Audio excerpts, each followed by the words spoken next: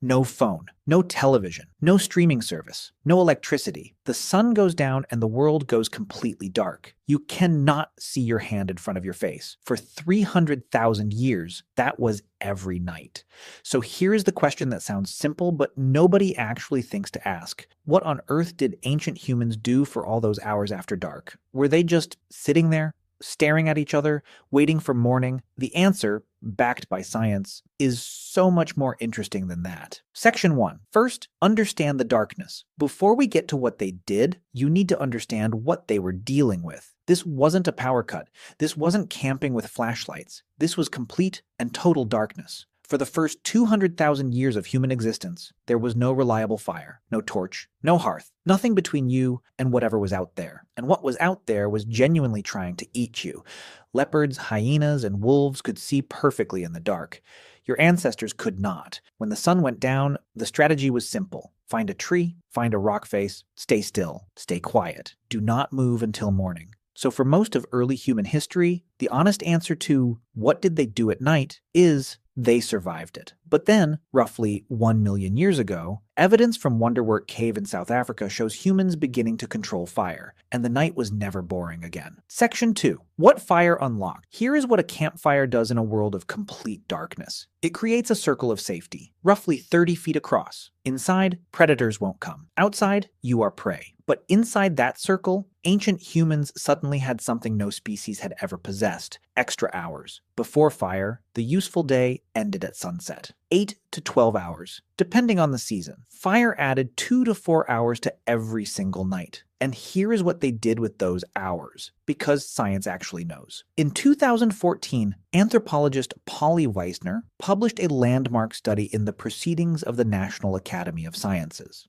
She had spent 4 decades recording conversations among the hoan Bushmen of Botswana and Namibia, one of the last groups still living something close to the original human way.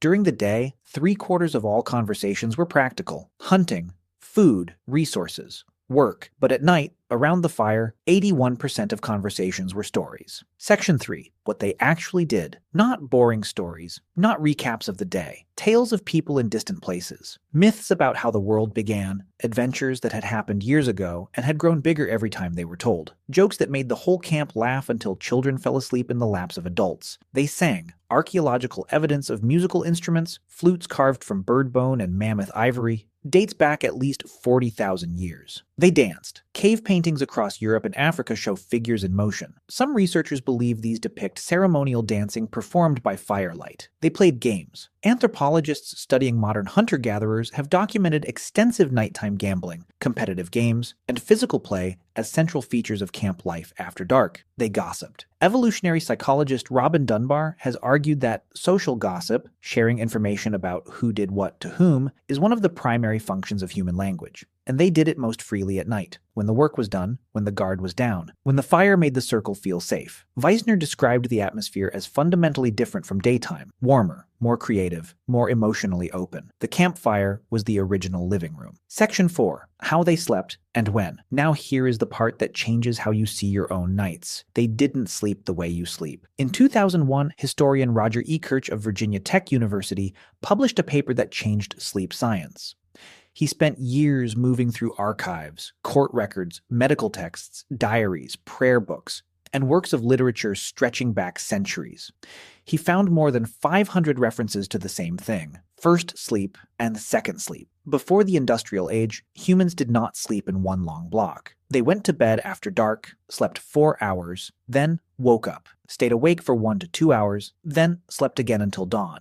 Kirch found this in Homer's Odyssey. In the 15th century, medical manuals. In the 1697 court deposition of a 9-year-old girl who mentioned, so casually it needed no explanation, that her mother had woken after her first sleep. It was so normal, it needed no explanation. And what did people do during that wakeful hour? A 16th century French physician recorded that couples trying to conceive should do so after the first sleep. Because they would, he wrote, do it better. People visited neighbors, interpreted their dreams, prayed, reflected, read by candlelight. NEKKO called it an interval of peace. Does that sound boring to you? Section 5. The science that proved it. In 1992, psychiatrist Thomas Ware at the National Institute of Mental Health confirmed everything history was saying. He removed all artificial light from a group of volunteers for 1 month.